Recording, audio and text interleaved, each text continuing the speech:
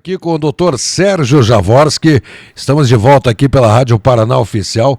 Dr. Sérgio Jaworski agora que vai falar sobre a segunda parte da injustiça, da maior injustiça do nosso judiciário, que foi o caso dos irmãos Naves. Até agora nós contamos a história dos dois irmãos que simplesmente eles foram presos, torturados, sua mãe também foi torturada, testemunhas foram presas, testemunhas foram torturadas para tentar, de uma forma agressiva, de uma forma violenta, arrancar uma confissão. Após algumas tentativas, através de tortura, a mãe desses dois homens, que na época, em 1937, Joaquim com 27 anos e Sebastião com 32 anos, foram presos. Um fato ocorrido que... Desculpe. Um fato ocorrido que chamou muita atenção, porque Joaquim foi falar sobre o desaparecimento de um homem, que era seu sócio, que pegou um dinheiro emprestado na cidade e acabou fugindo. Notando seu desaparecimento, mas não pelo simples fato de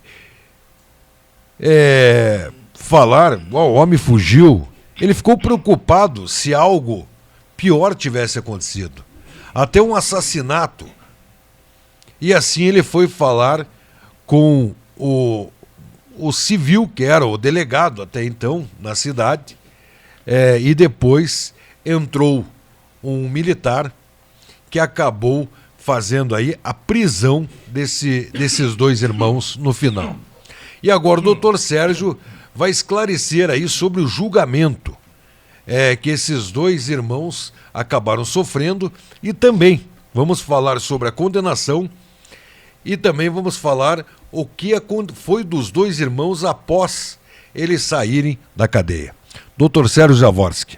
Alexandre, o primeiro julgamento, importante que se explique um pouco para o ouvinte entender, crimes dolosos contra a vida humana, eles têm como competência o tribunal do júri, composto por pessoas da própria comunidade que julgarão aquele acusado.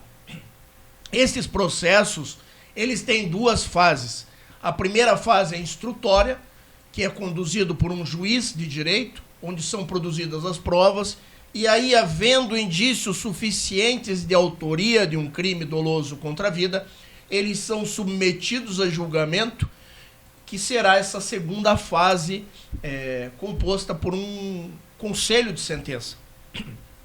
No caso dos irmãos Naves, deve-se ser dito que o juiz de direito ali, que conduziu, posteriormente nós tivemos uma mudança de juiz, um juiz saiu e ingressou um novo juiz, no caso, ele teve uma covardia muito grande de encaminhar esses dois irmãos ao tribunal do júri. Por quê?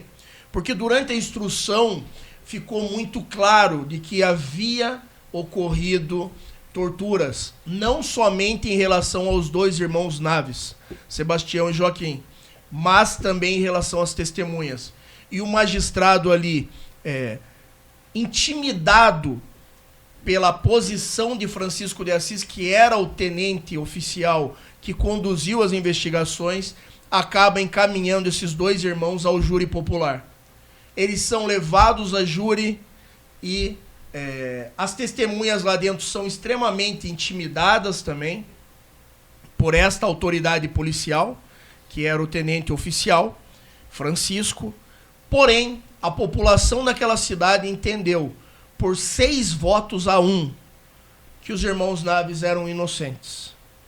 Só que a grande diferença que nós tínhamos do júri da época do Estado Novo para o júri agora pós-Constituição de 88. Não havia soberania dos vereditos.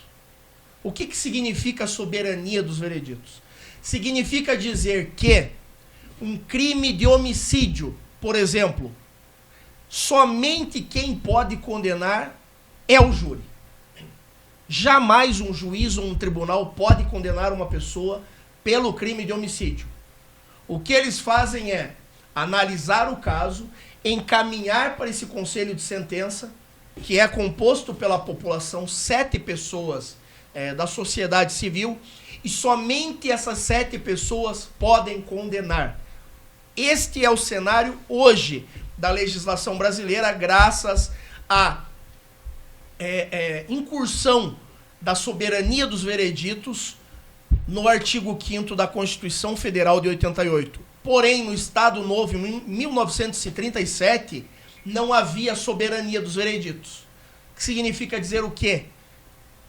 O tribunal poderia cassar ao seu bel prazer também uma decisão do tribunal do júri. Eles são o assistente de acusação, que havia sido contratado pelo pai do Benedito, que era quem emprestou o dinheiro a Benedito, contratou um advogado particular para que atuasse na assistência de acusação, né, acusando os irmãos Naves. Só para relembrar, Benedito era primo dos irmãos Naves, Alexandre. Então ali era tudo uma acusação entre família. E aí o que acontece? Eles ingressam com uma apelação, o júri é cassado, os irmãos Naves são encaminhados novamente a outro julgamento pelo tribunal do júri. E em novo julgamento, novamente são absolvidos. Sebastião e Joaquim Naves foram absolvidos 2 vezes pela Sociedade Civil de Araguari. E na segunda vez, o tribunal, verificando que esses irmãos jamais seriam condenados pelaquela sociedade, decidem afastar a competência do tribunal do júri, e o tribunal julga os irmãos e os condena a 25 anos e 7 meses de prisão, Alexandre. Então quem condenou não foi o júri, não foi a população daquela cidade, foi o Tribunal de Justiça. Eles são condenados, eles são levados ao cárcere, e no cárcere permanecem por mais de 8 anos. Só para colocar aqui um adendo, foi ingressado com uma revisão criminal, porque esse advogado dos irmãos Naves, ele era extremamente combativo. Ele ingressou mesmo depois da condenação pelo tribunal com uma revisão criminal e conseguiu baixar a pena de 25 anos e 7 meses de prisão para 16 anos de prisão. E aí os irmãos são levados, permanecem, né, presos, mas agora condenados, com o trânsito em julgado, ficam por 8 anos presos e aí conseguem a liberdade novamente. Um dos irmãos, Alexandre, morre totalmente louco em um centro psiquiátrico, que nós sabemos muito bem como funcionavam, né, esses manicômios, principalmente ali numa década de 30, você imagine o que eles não faziam dentro dessas clínicas. Mas acredita-se que esse irmão ficou totalmente alucinado devido às pancadas que ele sofreu durante ali a investigação, em que sofreram todos os tipos de barbárie, de tortura. Um dos irmãos vem a falecer, e aí o grande episódio, né, deste processo ocorre 3 anos depois do falecimento de um dos irmãos Naves. Uma pessoa reconhece Benedito, o primo que teria sumido com os 90 contos de réis. Essa pessoa reconhece ele, a autoridade policial se desloca, se destaca atrás desse Benedito, e quando chegam nesse local, realmente quem eles encontram, Alexandre? Quem? Benedito. Eles encontraram o Benedito? Eles encontraram o Benedito. Vivinho da Silva. A cidade de Araguari, ao saber que Benedito estava vivo, foi inteira para a rua, esperando a autoridade policial trazê-lo para que ele fosse linchado vivo. E aí foi um caos. E você não acredita, Alexandre, quem saiu em defesa do Benedito? O Joaquim. O Joaquim. Vivo, ele fala que a única coisa que ele quer é que o primo vá até a cidade para que ele seja definitivamente inocentado por toda aquela população. A preocupação dele era a população. A preocupação dele era em demonstrar que ele e o irmão eram inocentes e jamais teriam matado o primo. Ele nunca quis vingança alguma. Esse rapaz deveria estar aí nos livros de história do Brasil. Pela forma, pela grandiosidade que ele teve, mesmo depois da família inteira ser destruída, né, por este fato, ele teve a grandiosidade de dizer o seguinte: olha, eu só quero que ele vá para que as pessoas vejam que ele está vivo. E não porque não bastava que ele prestasse um depoimento lá na outra cidade, e esse depoimento fosse levado, porque as pessoas não veriam ele. E aí ele é levado até a cidade, com muita dificuldade conseguem manter ele vivo, porque a sociedade queria realmente linchá-lo. E aí ele presta um depoimento e diz o seguinte, Alexandre: que ele emprestou do seu pai lá os 136 contos de réis. E que ele teria ganho 90 contos de réis apenas da venda ali das sacas de arroz. Mas ele traz um fato superveniente que até hoje não se sabe se é verdadeiro ou falso, porque ele só voltou depois de 15 anos. Isso foi depois de 15 anos. E ele diz o seguinte: eu ganhei só 90 contos de réis. Mas eu saí, fui beber e eu fui assaltado por 3 marginais que sabiam que eu estava com o dinheiro. E como eu não teria como pagar e devolver e fiquei envergonhado, eu decidi pegar um trem e sumir no mundo. E aí ele desaparece por 15 anos, não se sabe se realmente ele foi assaltado, não se sabe se ele não sumiu com os 90 contos de réis e gastou esses 90 contos de réis, mas ele apareceu vivo. E esse caso dos irmãos Naves talvez tenha sido o primeiro no Brasil em que o tribunal condenou 2 acusados sem haver o corpo no homicídio. E esse corpo acabou aparecendo vivo depois de 15 anos. O mesmo advogado que lutou pela família Naves ingressou com pedido de indenização. Foi vencido, né, esse pedido de indenização. Mas, como se sabe, depois de toda a mazela que sofreu, né, o irmão e a família, não existe dinheiro no mundo que pague, né, Alexandre? Que traga de volta a paz, que apague todo aquele cenário de tortura, né, eles deixaram nua a mãe na frente dos 2 irmãos. Né, e ali nós não sabemos, obviamente, que uma mulher de idade, né, e numa época também que existia um contexto social bastante conservador, muito mais do que hoje, e ela não confessa o estupro, mas nós sabemos que provavelmente ocorreu, e não só em relação a ela, mas em relação aos irmãos Naves também. Porque ali eram jagunços que estavam administrando a polícia da cidade, não eram autoridades. Eram homens ali que eram os capangas dos fazendeiros, retirados ali pelo delegado para compor ali a delegacia. Então ela passou todo tipo de abuso, de arbitrariedade, essa família sofreu por completo. 3 anos depois morre o último irmão também, então assim, eles ficaram muito pouco em liberdade, e mesmo em liberdade acabaram sendo ali numa verdadeira fagocitose.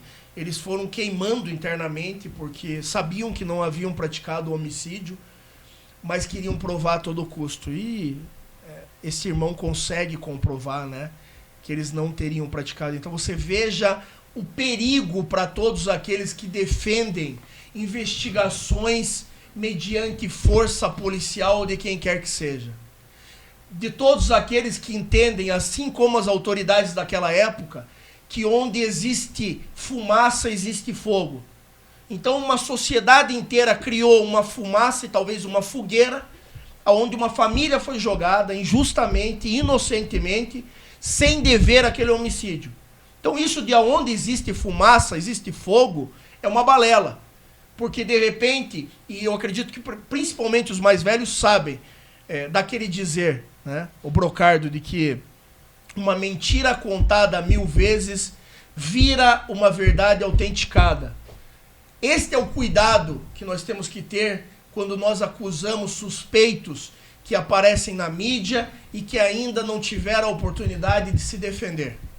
Esse caso aqui é um caso a ser estudado, não só pelos estudantes de direito, mas por toda a sociedade. Porque enquanto sociedade condenaram aqueles rapazes, porque se aquela população não tivesse criado um verdadeiro pandemônio, um monstro, a autoridade policial também não teria toda a liberdade para conduzir os fatos da forma como que conduziu. Talvez sequer teriam destacado um militar para aquela cidadezinha de Araguari, no interior de Minas Gerais. O problema que nós temos, Alexandre, é que ninguém pensa que a arbitrariedade cometida contra o vizinho, amanhã é arbitrariedade cometida contra um dos nossos, contra um filho, contra um familiar, e nós estamos no dia a dia nas ruas. Nós estamos sempre envolvidos em um contexto onde pode ocorrer um crime.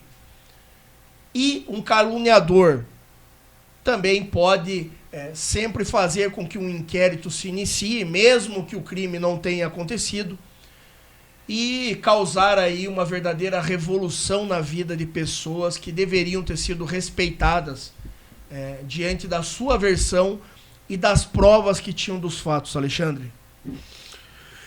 Doutor Sérgio, é uma história para levar realmente as faculdades de direito, né? Eu acho que existem várias peças em todo esse crime, porque o crime não foi cometido pelos irmãos, foi um crime cometido contra os irmãos. Exatamente. Você imagine você ficar 25 anos tentando provar a sua inocência. Você levar pancadas e mais pancadas sabendo que você é inocente. Porque daí é só o teu eu, né? É o teu e do teu irmão. Uma mãe, é o teu íntimo. Uma mãe sendo torturada, sendo humilhada diante dos filhos, pelada diante dos filhos, sendo torturada, presa, sabendo que seus filhos são inocentes. Porque tem mães, doutor Sérgio, que ela sabe quando o filho não presta. Tem mãe que faz de conta que não enxerga, mas ela enxerga, ela sabe. Mas no caso dessa mãe, ela viu seus filhos serem condenados, culpados por um crime que não fizeram. Eles foram talvez, eles foram vítimas de um despreparo da época. Era um despreparo.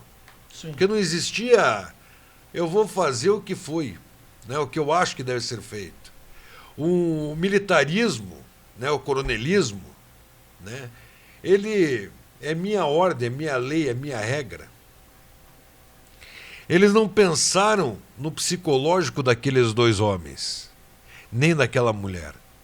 Tanto que um deles, já estafado, logo sai da cadeia e pouco depois já perde a sua vida, que nem o próprio bandido da luz vermelha, que são pessoas que ficam anos dentro, só que existe uma diferença muito grande. O bandido da luz vermelha era um criminoso. Existiam provas contundentes. Esses dois irmãos não são criminosos. Quando você fala no país, né, você tem que encontrar um corpo para dizer que há um crime, né? Nós temos no Brasil, né, vários casos, não vamos muito longe, Elisa Samúdio, né, que é a ex-mulher do Bruno. Goleiro Bruno. Do goleiro Bruno. O corpo até hoje não foi encontrado. A irmã do Vitor Belfort, lutador de MMA, o corpo até hoje não foi encontrado. Boa recordação, jamais foi, né? E jamais. Sequer a investigação sequer chegou a suspeitos.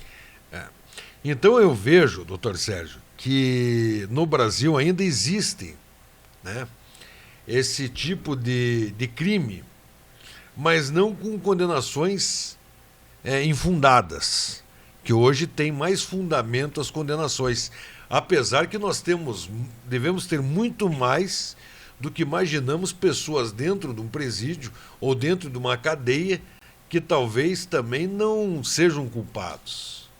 Tivemos aí agora o caso de dois irmãos, né? Eu vou puxar esse fato, foi em São Paulo, dois irmãos que não cometeram crime, foram presos, ficaram 10 anos para provar sua liberdade e agora eles estão fora.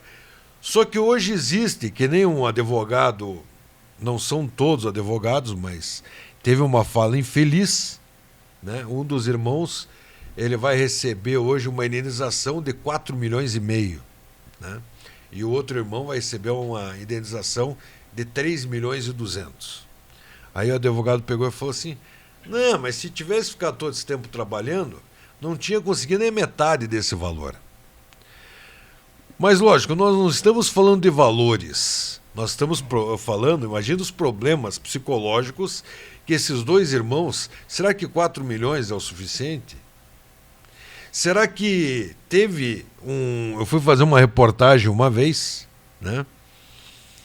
E entrevistei um ex-detento do sistema prisional do Paraná e ele me falou que um dia lá dentro é como se fosse um ano. 2 dias, 2 anos, 3 dias, 3 anos. Só que ele falou que a partir de 4 meses, 5º mês, um dia é uma eternidade. E depois, ele já não tem mais noção do tempo. A não ser quando eles começam a fazer o risquinho na parede da cela para tentar lembrar ou imaginar que dia da semana que seja. Ou perguntar para um carcereiro que dia da semana é ali, porque ele já não tem mais noção de tempo. Muitos deles, né, ontem até eu vi uma declaração de um ex-detento que ele falou que ele gastou 200 mil reais para se manter 3 meses dentro da cadeia sem que nenhum mal fosse feito contra a sua pessoa. E outros que têm que pagar para ir, talvez, para um departamento médico. Outros, talvez, que têm que pagar por uma solitária para conseguir dormir. Que já ouvi relatos de alguns presos que têm uma situação boa lá dentro, que eles acabam pagando para ir para uma solitária para relaxar um pouco, porque o corpo está precisando de socorro. Então é um mundo lá dentro que nós não sabemos o que acontece. É o submundo, né, Alexandre? Imaginamos, é o submundo. É o submundo, porque inclusive as pessoas têm essa ideia, né, de que a cadeia deve ser um lugar para sofrer. Então, se hoje fizesse uma votação, as pessoas julgariam hoje que não deveria nem ter travesseiro e colchão. E levando em consideração, né, doutor, que naquela época do Joaquim, do Sebastião, dos irmãos Naves, não deveria existir uma superlotação que nem existe hoje. Ah, não, com certeza. Não devia ser 100 presos para um lugar que só cabe em 30. Não, até porque a população brasileira era bem reduzida, menor. Né? E você veja só, né? E hoje o judiciário brasileiro, ele em alguns momentos, né, ele já foi mudando algumas leis, né, tirando algumas condenações. Então, quando você não é condenado, quando você é condenado a menos de 4 anos, você não é colocado em regime fechado, né, doutor? Não, regime aberto, Alexandre, com possibilidade até mesmo de substituição por restritivas de direito. Que é mas o isso deve ser ser serviços à comunidade. Mas deve ser uma forma de também ante essa população gigantesca dentro dos presídios, né? Sim, é uma forma de tentar estabelecer ali um critério de periculosidade também, né? Porque se você comete um crime e você é condenado, digamos, a 1, 2 anos de detenção, pela própria penalização ali, sanção penal atribuída, já presume-se que você não praticou um crime grave, né? Porque o crime de homicídio, por exemplo, ele já parte de 6 a 20 anos, se for qualificado de 12 a 30. Latrocínio, de 20 a 30 anos. Feminicídio, de 20 a 40. Então, o mínimo, né, seria 20. Esses crimes realmente, eles são, na maioria deles, de baixo potencial ofensivo, não são praticados com violência ou grave ameaça. Então, muitas pessoas, muitos estudiosos, inclusive, dizem que estes crimes nem deveriam estar dentro da seara criminal, deveriam estar dentro do âmbito civil, e que composições civis ali poderiam já resolver, digamos, uma pessoa que foi lá e furtou um pacote de bolacha ou alguma coisa de um mercado, ela poderia prestar um serviço para esse comerciante, ela poderia pagar de uma outra forma. Então, composições civis. Mas é claro, o direito brasileiro jamais vai aceitar isso, né? Porque principalmente esses crimes são contra o patrimônio. E crime contra o patrimônio prevê o quê? Pressupõe que seria cometido ali contra a classe média e classe alta. Então, crimes que são cometidos contra as classes que são dominantes em uma sociedade, eles sempre serão apenados pelo direito penal. Porque ela jamais, né, digamos, os ricos jamais aceitarão que furte um carro deles e que essa pessoa não pague o preço. Mas eles aceitam que furte, de repente, o dinheiro ali de um tributo e não vá preso, porque eles entendem que se o rico pratica o crime é diferente de se o pobre pratica o crime, Alexandre. Doutor, esses presídios, né, os grandes centros prisionais que nós temos espalhados pelo país, são considerados como a faculdade do crime, né? Dominados por facções também. Foi falado agora, dominado por facções. Foi falado agora pelo senhor, um ladrão de pão e de bolacha, né? Que nem aquele que roubou, levou 12 tiros.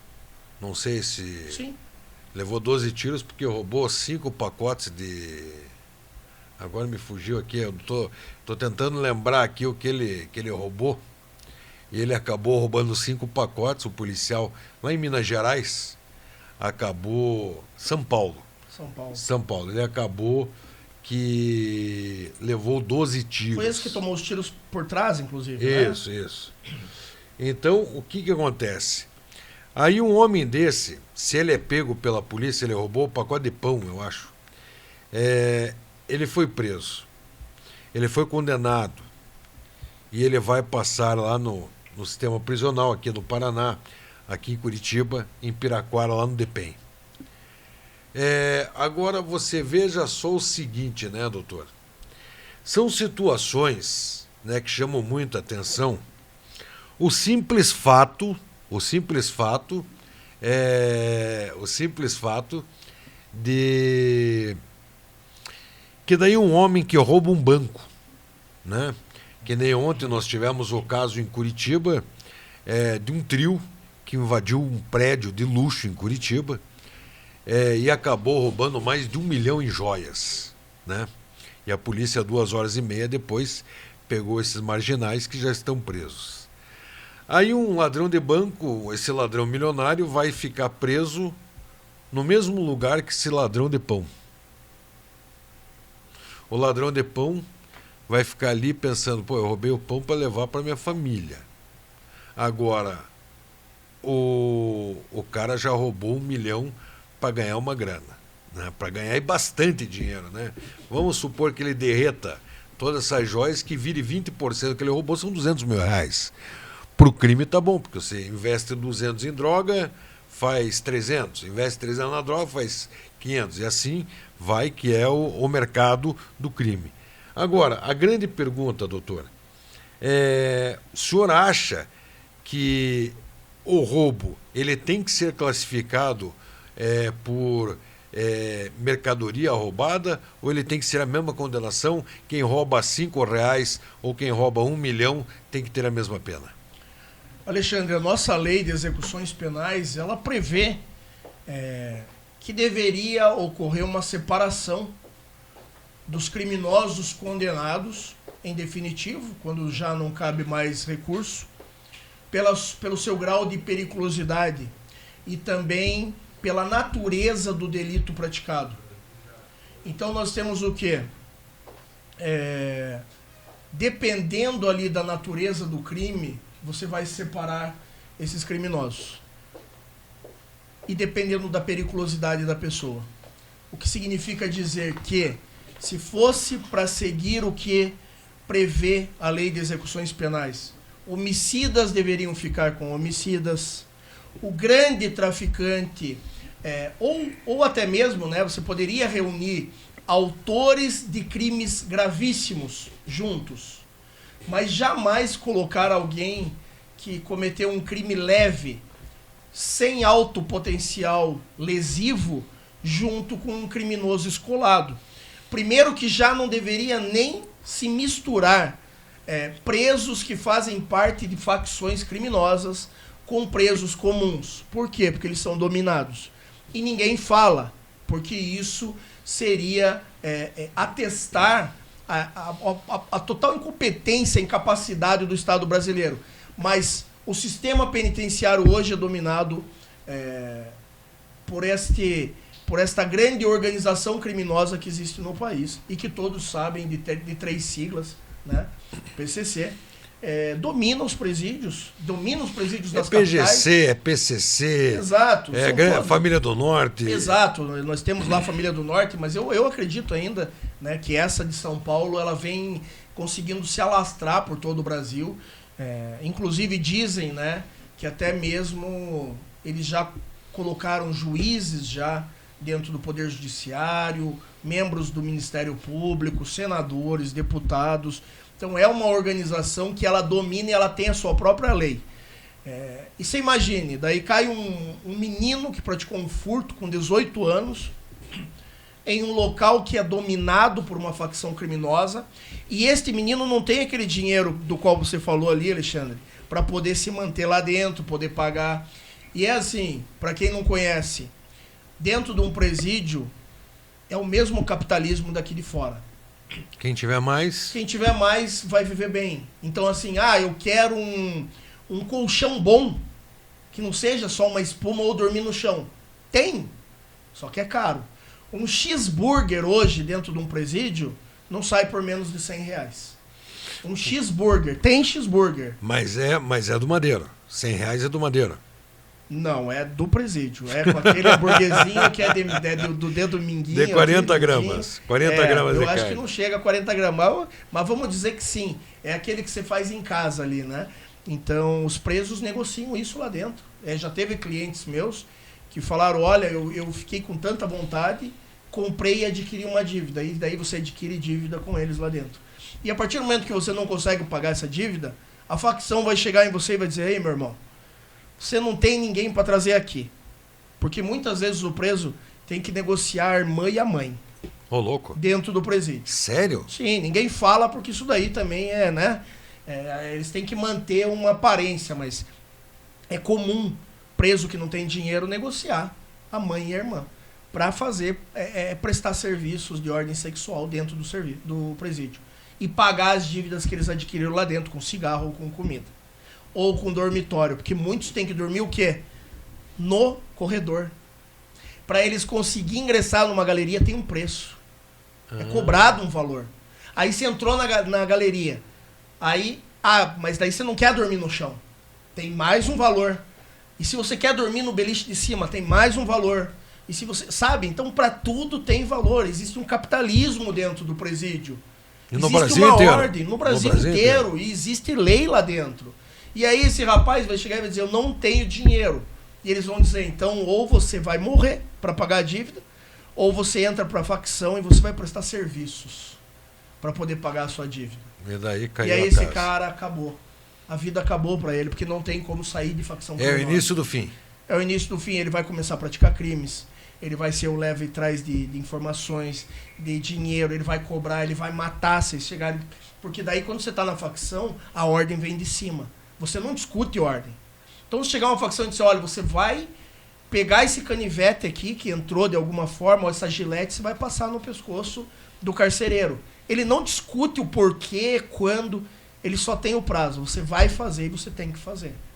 Né? Inclusive, facções cobram também o dízimo delas. Tem que pagar. Toda família que faz parte paga. E aí paga de várias formas, né?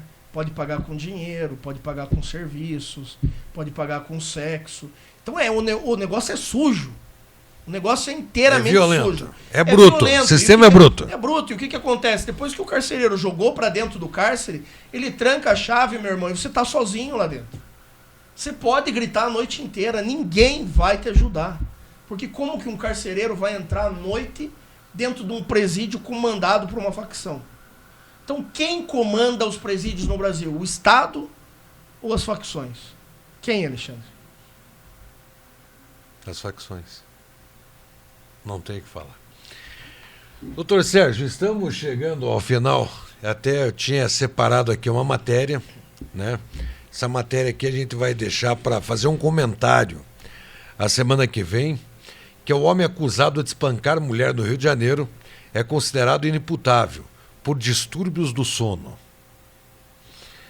Elaine foi espancada por 4 horas pelo então estudante de Direito Vinícius Serra e a justiça determinou que o espancador não será obrigado a pagar indenização. A Justiça do Rio de Janeiro pediu que um homem acusado de tentativa de feminicídio e agressão contra a paisagista Elaine Caparrós em 2019 não pode ser responsabilizado pelo crime. Agora, ela sofreu o crime porque ela foi espancada. Sim. Né?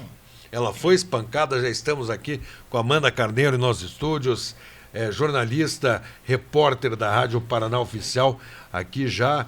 Olha só, tá até de celular novo, hein? Tá chique hoje a menina, tá chique a menina. A Justiça do Rio de Janeiro disse que ele não fez nada. Ele espancou a mulher, doutor. Mas ele teve consciência ali para passar no vestibular, fazer direito, ele não é estudante de direito? Estudante de direito. Mas ele é sonâmbulo. Pois é. Esse é uma característica da justiça brasileira, né? O pobre, quando pratica um furto, é o quê? É criminoso, é marginal, é delinquente, é bandido. E o rico, quando pratica um furto, quando a madame entra no shopping e pega ali umas joias caras, o que ela é? Ela tem uma doença daí que ela não consegue se controlar e ela precisa ser mão lisa. É cleptomaníaca ou é criptomaníaca? Agora, quem rouba? É clepto. Cleptomania, né? Doutor Sérgio Jaworski, muito obrigado. Mais uma satisfação grande, uma honra imensurável ter aqui a sua presença nos estúdios toda segunda-feira. Programa maravilhoso. Falamos sobre o caso dos irmãos Naves. Olha, eu vou falar o seguinte: faltou nave pra galera voar, hein? Porque eu vou te dizer, é um crime que com certeza chocou o nosso país e deve virar, sim, em sala de aula, em todas as faculdades, deve virar uma discussão entre todos os alunos de direito, porque isso aqui é o Brasil. Isso mesmo, Alexandre. Desde 1937, injustiças são feitas no nosso país. E essa, Alexandre, é importante que se diga... a maior. Isso, ela toma uma proporção também, porque o advogado, quero até deixar aqui, né, consignado, João Alami Filho, é o advogado, que conduziu a defesa daqueles 2 irmãos e daquela família com muita dignidade, com muita hombridade, com um dever de ofício absurdo, mesmo numa época de ditadura. Então ele foi extremamente corajoso, não abandonou aqueles 2 irmãos. Parece que a mãe dos irmãos trabalhava para ele e que ele não trabalhava com casos criminais dessa espécie, mas que por um pedido de uma mãe que havia acabado de escapar lá do calabouço da polícia, por um pedido de uma mãe extremamente ali abalada, abusada, né, deteriorada. Este advogado que tinha uma filha pequena, ele decide assumir a defesa de graça e defende com unhas e dentes aqueles dois irmãos. Relembrando, para as pessoas que quiserem, assistam esse filme. Ele é uma obra de arte do cinema brasileiro. O caso dos Irmãos Naves, de 1964, com Raul Cortez, no YouTube, de graça. E esse programa também, daqui a pouco, estará à disposição nas nossas plataformas digitais. Então você que perdeu, não conseguiu acompanhar toda a história aqui pela Rádio Paraná Oficial, daqui a pouco estará já disponível nas nossas plataformas digitais, @Rádio Paraná Oficial, @Rádio Paraná Oficial, YouTube, TikTok, Instagram. Quem quiser baixar o aplicativo também é bem fácil. Também, né, www.radioparanaoficial.com.br, e no nosso site, já no início, do lado direito, tem lá, você pode baixar o aplicativo para iOS ou para o sistema Android. Obrigado, Alexandre. Obrigado a todos os ouvintes. Continuem participando, os casos são interessantíssimos, e a partir da semana que vem